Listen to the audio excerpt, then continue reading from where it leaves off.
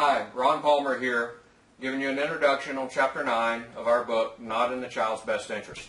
So Chapter 9 talks about the United States Constitution and how the United States Constitution both sets up our government and defines the supreme law of our land. And essentially it says that no law that exists in any state or no state constitution may exist if that law or that constitution violates the United States Constitution, the supreme law of our land. And this is very important because what divorce courts are doing is, quite frankly, purely unconstitutional. Right? Now, the idea that the Constitution is the supreme law of the land was decided way back in 1819 by the United States Supreme Court in a case called McCulloch versus Maryland. Very famous case. And basically what it said is that everything we do has to conform to the boundaries set by the Constitution. So it also defines our government, our federal government, and it sets up three co-equal branches of government. You have the executive branch, which is headed by the President.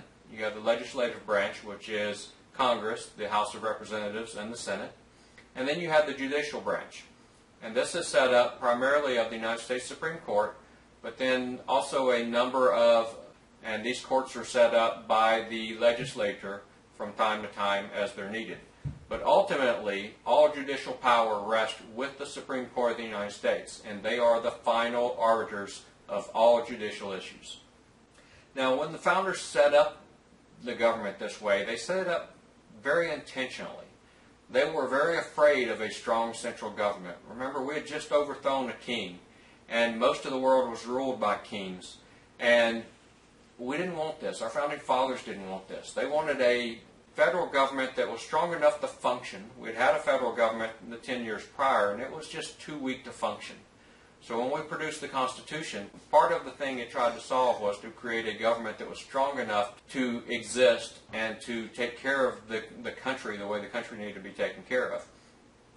But our founders didn't want any one part of this government getting too strong. They certainly didn't want a king to form. And so what they did was they created three branches of government, and they vested partial power in each of these branches. And they expected these branches to fight with one another for power, to constantly be fighting back and forth for power.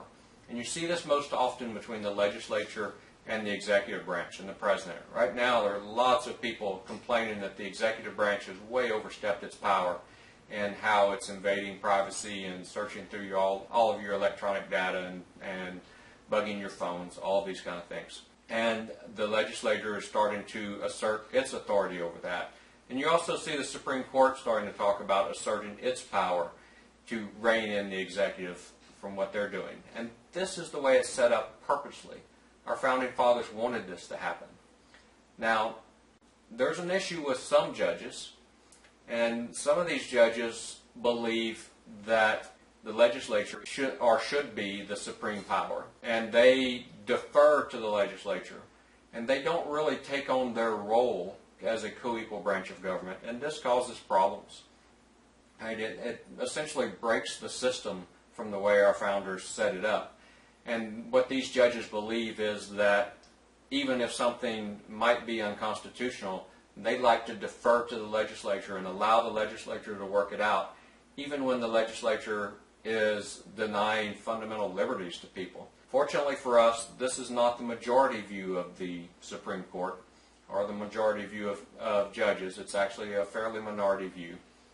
And the Supreme Court does step in quite often and tell the executive branch and the legislative branch when they overstep, when they pass laws that are unconstitutional or when they take acts that are unconstitutional. And this is very important. And they also set up a balance of power between states and the federal government. They wanted to make sure that the states retained a lot of power and the federal government only had that power that the Constitution granted to it.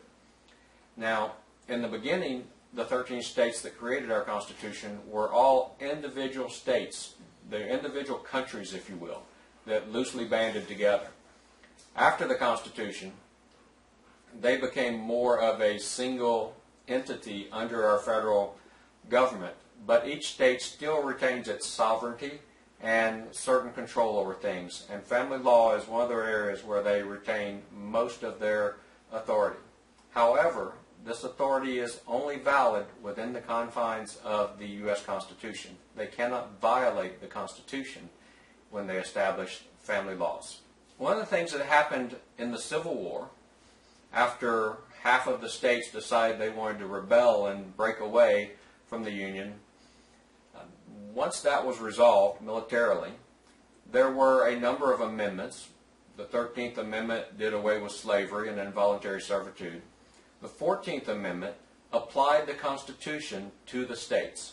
Now, prior to the 14th Amendment, much of what the federal Constitution, many of the rights that the federal Constitution protected, only protected individuals against the federal government. It didn't protect individuals against state action. Remember, these are sovereign entities.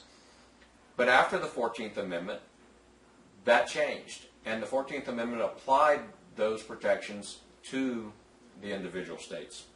I'm getting a little bit ahead of myself because the 14th Amendment is discussed in Chapter 10.